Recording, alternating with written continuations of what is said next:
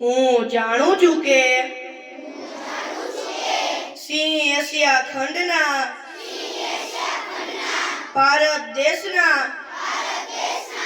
ગુજરાત રાજ્યના સૌરાષ્ટ્ર વિસ્તારના કુદરતી રીતે વિહરે છે. આપણા બધાના સહિયારા પ્રયાસોથી સિંહોની સંખ્યામાં ઉત્તરોત્તર વધારો થયો છે.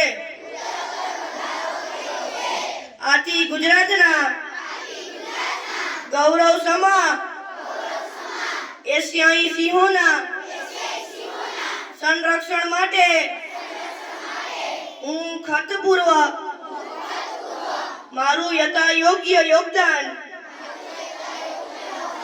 આપવા પ્રતિજ્ઞા લઉં છું.